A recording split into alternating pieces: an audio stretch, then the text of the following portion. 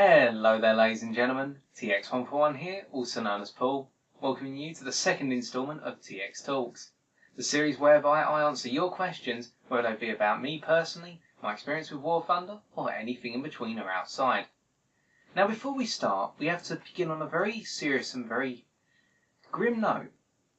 I had a lot of complaints in the first episode.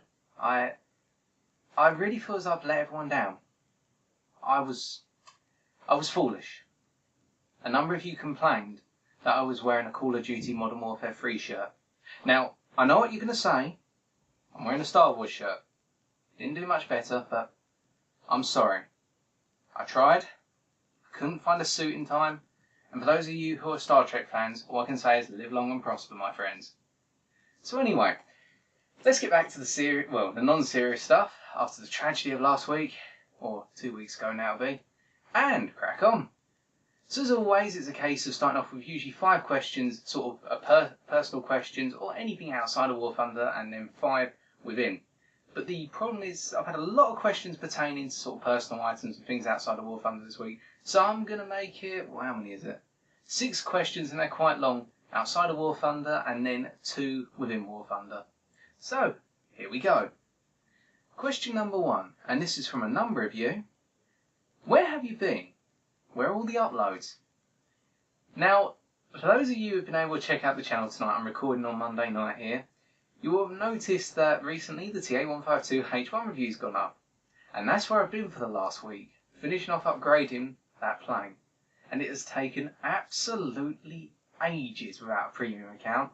I can assure you though, if you haven't watched the review already, I strongly recommend it, and I'll pop a link in the top right corner of your screen, as displayed now. I believe the top right's over there. Somewhere over there, I think. But essentially, it was an absolutely taxing review.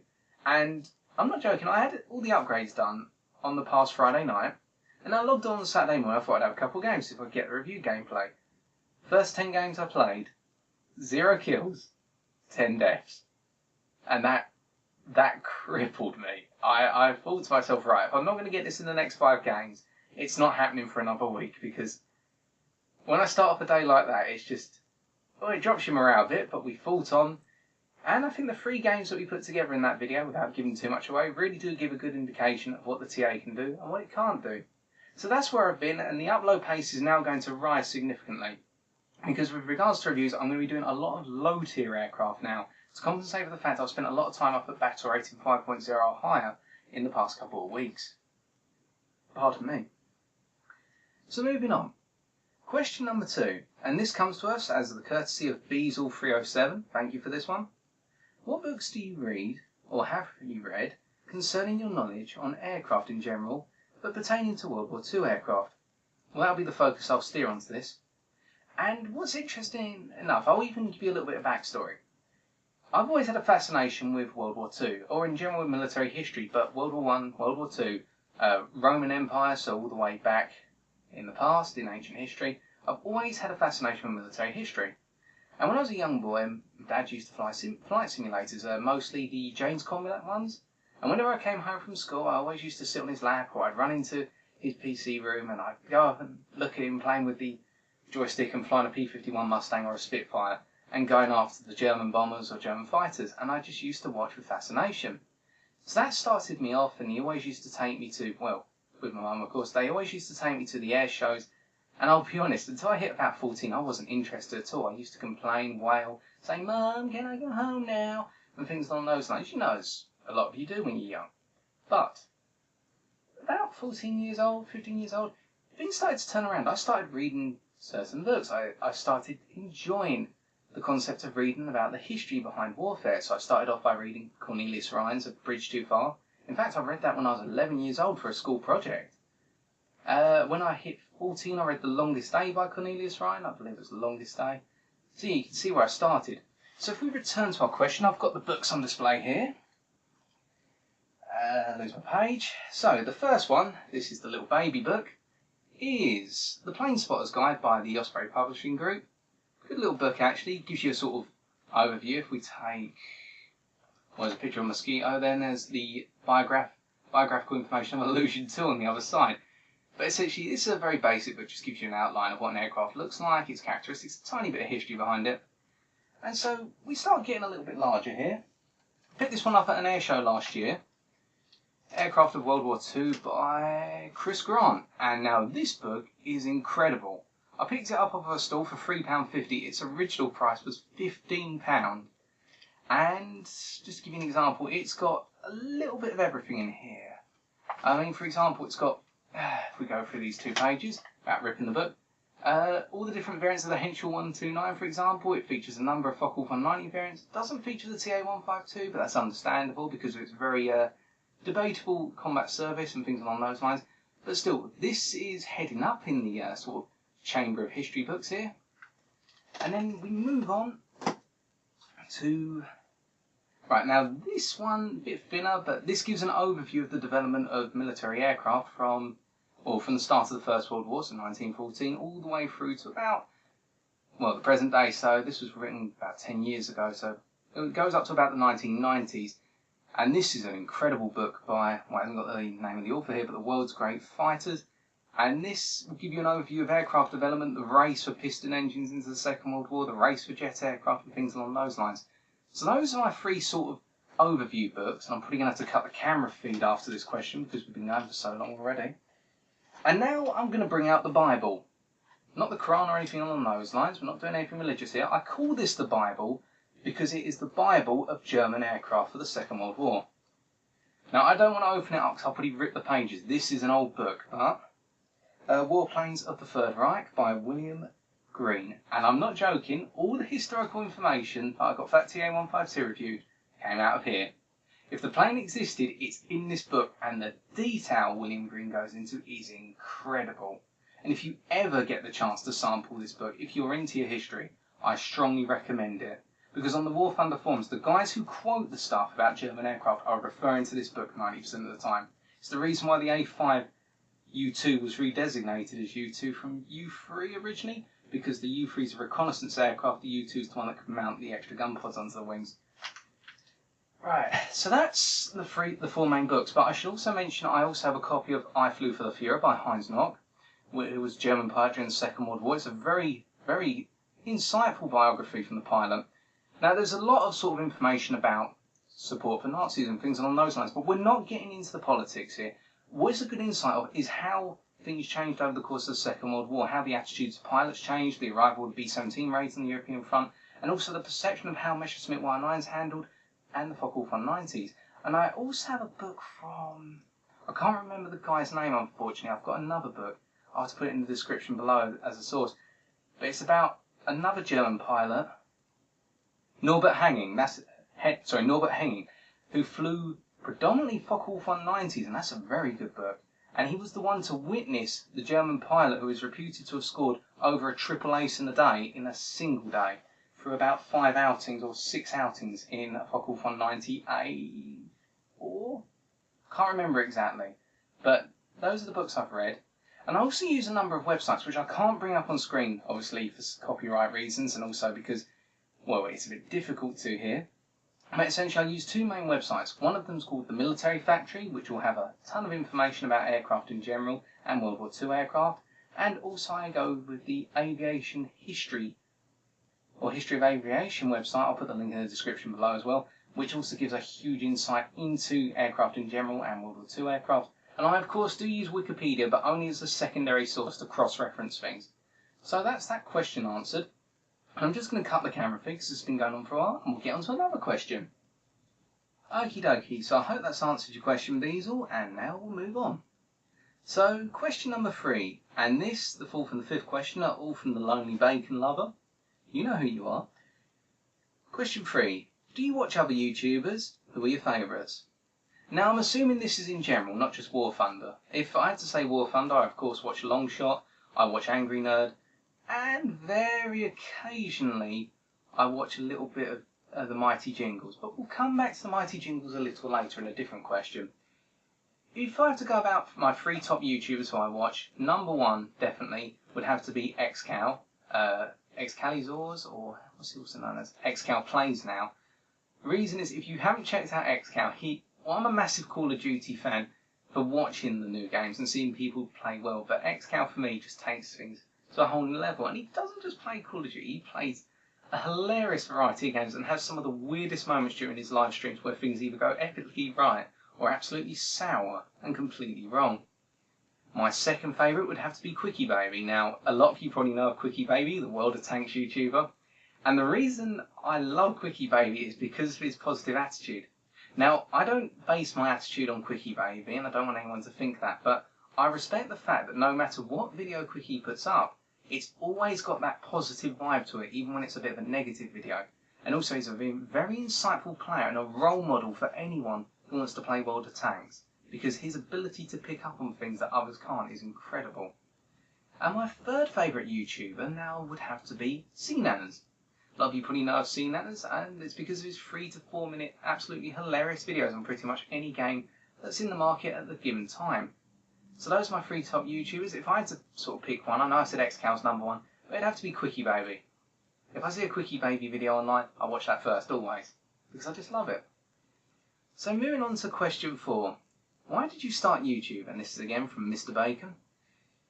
The reason I started YouTube at first was because I looked around on YouTube at War Thunder videos, and the first video which inspired me to play War Thunder was a video by the Mighty Jingles, because I used to be a reasonable fan of his for World of Tanks, but then I sort of lost interest because I started playing War Thunder, and I kept watching videos, not just of Jingles, I watched a number of other YouTubers, Fly, Baron, and I kept seeing realistic gameplays and simulator games, and I thought to myself, well, nobody's playing arcade really here. And I might be wrong, these guys might have played a ton of arcade and then given up. Although I know in the case of Jingles, and I'll come back to that in a second. But anyway, I just saw that nobody was playing arcade, and I saw in the forums as well, a lot of people used to say arcades for very poor players, arcades for a very low skill level, and things along those lines. And I thought to myself, well, I started off arcade in War Thunder, and I think I'm doing alright.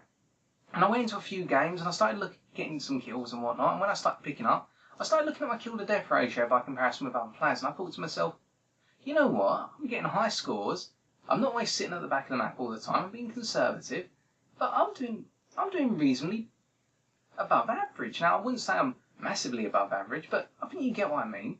So I thought to myself, well, why not start putting some of these games up, some of the moments where I get triple kills in boom and zoom dives. I saw a load of P-47s once just getting ripped apart in turn fights, because it doesn't turn very well. In the latest patch, it has become a little bit more of a turn fighter at high speed, but still, people are using aircraft sometimes in the roles they weren't designed for specifically. Saw a number of Focke-Wulf 190A players back when I first started trying to use the plane as a turn fighter against Spitfires. And I thought to myself, well, surely if I put my stuff up, perhaps I'll be able to give an insight on an alternative way of playing. But the reason I started sort of taking arcade seriously, and I've got nothing against our friendly garden gnome, the Mighty Jingles. I've got nothing against him. But he put a video up called Crossroads ages ago. And I'll link in the description for reference, but I'm just going to say that video for me sort of drew the line in terms of my thoughts of how people were treating the arcade community and arcade mode in general for War Thunder, and that sort of gave me a kick in the back and said, you know what, you're doing alright in arcade, start making reviews, because otherwise the arcade community is never going to have more than just a handful of people trying to hold it up and support it. And really, it's the main game mode that a lot of people play until they move into realistic, until they move into simulator, so why not give it a shot? So now we're here, and I've got nothing against anyone who doesn't play arcade. So don't misconstrue my words, I'm just giving you my reasons. And question 5, once again from Mr. Bacon. Do your family watch your videos? Quite a few of my family do. On the very rare occasion they'll watch a full one. Yeah, my dad watches quite a bit. My mum's watched a couple from time to time because they're always interested to see what I'm constantly editing and working on. A number of family friends have also tuned in, interestingly enough. So, yeah, quite a few of my family do, and sort of my close friends and whatnot. A few of my old school friends also do. They keep in touch and actually use the channel and that as a basis to sort of keep in touch with me when they're at university and whatnot. So, yeah, it's quite funny how that's turned around. So, question 6, and now this is an interesting one. This comes courtesy of Dumboob00. That's a mouthful to say, and I wouldn't say that in front of a fine lady, I'll tell you that. Well, are you ever going to put together a decent introduction for your videos? Now, the intros that I use are they're literally just what I've cobbled together, because I thought to myself, what's better? having a decent overall gameplay or an introduction which can wow everyone, but then I didn't spend much time on the game. And that was because when I first started out, I never realised I would get to the point we are at right now. And so as a result, I am thinking about changing the introduction, but I've also had a thought. Now, a lot of you have noticed recently, I'm sorry, my PC's just doing a virus scan, just checking to see if it's completed. But a lot of you have noticed recently that my profile picture and indeed my channel art's changed. And that is not because of my efforts. I made a couple of suggestions on improvements, but despite the fact he didn't want me to say this, I have to give courtesy to Viper from the OCG clan for doing that for me. Completely from his own compulsion, mind you. And I gave a couple of suggestions when he presented the design to me. But no, that was from OCG Viper, and I think it's absolutely brilliant for the channel. And so thank you, Viper. I want to say this right now in person. Thank you. Because I'll tell you one thing, I never expected it. And at the same time, with regards to the introduction, if any of you out there are budding video editors or people who want to put intros together, why not? You know, I will throw it open to you. I'll give you full credit if you decide to put one forward. And if I think it should be implemented, which I'm sure I will, then why not? It's your channel as much as it is mine, so why not? Go ahead and put one forward if you're up for it, and let me know. I'll definitely be interested. Otherwise, give it about a month or two and I'll consider making a new intro, but I'm in no rush, to be honest. I'm more about the gameplay and just getting the commentary done. So I'm just going to stop the camera there once again, and we'll then move on into the 2 War Thunder questions for today. Okay, so the War Thunder questions. We start off with a question, well, they're both from the same person actually, from Alpha Cowboy 411. Thank you for these. Question number 6. Do you make it your aim to get an ace in the day in every game you play? Yes. It's always been that way ever since I came to the concept of the ace in the day. I'll be honest, it took a little while. It was after about 500 games that I decided, let's see if we can go for 5 for 0 in every game. So in general, I will, but my main aim is not to get shot down. That's my first aim, and then getting the 5 kill tally. If I don't get shot down, pardon me, if I don't get shot down at the same time, I'm in and out of the fight, so I'm not just literally hanging up at 10,000 meters altitude for a good 20 minutes. As long as I'm in and out of the battlefield, even if I end up getting literally 1 kill and say 2 or 3 assists, but I put all my effort in, then that's the most rewarding aspect for me, the sort of survivability. And then when I get the ace in the day on top of that, that makes it even more rewarding. So technically, yes, I always do make it my aim. And your follow-up question, which is a very good one, and to be honest, I wanted to clarify this, was, do you ever get trolled by members of the War Thunder community? I assume the definition here is essentially that I might get 1 or 2 players either on my own team or the enemy team trying to either shoot me down straight from the start by team killing or just look for me and chase me around the map. I think I've had 1 or 2 instances of players who've done it. They haven't typed it in the chat or made a point of sort of fingering me out in the chat so that everyone will go after me or things along those lines. So I'm probably not that popular, and I never will be. But I have had 1 or 2, and to be honest, I don't mind it. If people want to chase me around the map and try and get me, it does become very annoying if I get chased out about 40 kilometers from the centre of the map by someone. But in those one-on-one engagements, yeah, everything's free. If you can take me down, you can take me down. But at the same time, if I take you down, you've got to accept you got taken down. Although, there's one issue I have had, and there was a player a few months back who decided to team kill me straight from the start because they recognised me. And now, I was in a bad mood that day, and I didn't team kill him. I just really irritated the person by sitting behind them for the rest of the game, in a 0. And what it essentially was, I thought to myself, you know, I'm not going to shoot them down, but I'm going to sit right behind them in the 0 no matter what they decided to do in their I-16, keep turning with them, zooming with them, climbing with them, until they just left the game. And after 10 minutes they did, because they got fed up with the fact that every time they tried banking left, I'd literally just fire a little tap of the 7.7mm machine gun rounds off to their left or off to their right. Never hit them once, so on the replay it just looked as though I was using for target practice. But they got the message in the end, and I've never seen them in the game since. And in fact, I think their account might have even had their name changed. Because of the fact I don't think they enjoyed the fact that they tried to make my life hell, so I just decided to make their life a little bit of a misery for 5 seconds of a day. But to be honest, I was in a really bad mood that day. I'd had some terrible games, and also, thinking a couple of months back, well, we all have our good days and our bad days, so yeah. But to be honest, no, I don't mind people on the enemy team who sort of solo me out. It means, the good thing is, right, if you guys solo me out in a game, I had to learn to deal with it. I'm not going to complain. If, say, 14 of you on the enemy team decided, right, we're going to fly off to the edge of the map to chase one plane, you can do it, but you'll probably lose the match. Or no, my luck, you'll still win the match because there'll be one bomber in your team who knocks everything out and gets ignored. But no, to be honest, I'll learn to cope with it. I've learned to deal with a couple of people who've chased me around the map. I've had some really hilarious instances of KI-43 pilots who seem to want to follow Focke-Wulf on 90s around the map up at high altitudes. And in the end, I've either brought them down or brought them with me by ramming my aircraft through theirs. So it doesn't bother me that much, to be honest. But that's a good question, because I know that some YouTubers do get really irate when it happens. I've seen a few episodes of that. So no, that's our questions for today. And I just want to say sorry very quickly if I've been a bit off today. The reason is I'm very tired at the moment because we just had the clocks go for British summertime. So I'm reeling from a very poor body clock at the moment at the same time. Not the best of sleep the last couple of nights, but it's just getting used to that. And also it's been very tiring putting that TA152 review together. Got an Easter holiday coming up. The reviews will keep coming, but they won't be high tier aircraft for the time being. They will be going down quite a bit. And my intention is to start off with a review of the P-36G Hawk. Pardon me once again. Because that is a review that has been requested by a number of you. And at the same time, I just feel as though now I want to focus my attention on the subscriber sessions, and I've got, I think, 9 of them on my hard drives now, which just have not been edited whatsoever. And at the same time, I've got a couple more replays I need to actually go through, and a few items which I need to take care of. So don't be annoyed if the reviews aren't appearing within, say, the next week. If they're not, there's a delay. And also I need to work on TX's Tips Part 9, the head-ons, which I have promised time and time again, but it's been delayed. And I will start work on that as of next week. That is a promise. But nonetheless, thank you for your questions, and as always, if you want to post a question through, just leave it in the comments section below, or leave it on any video that I put up, or indeed send it to me privately. If you don't want your name mentioned, just let me know. But at the same time, thank you all for your time and your patience once again, and at the same time, if you have enjoyed this video, why not leave a like, comment, or subscribe for future War Thunder videos on my channel.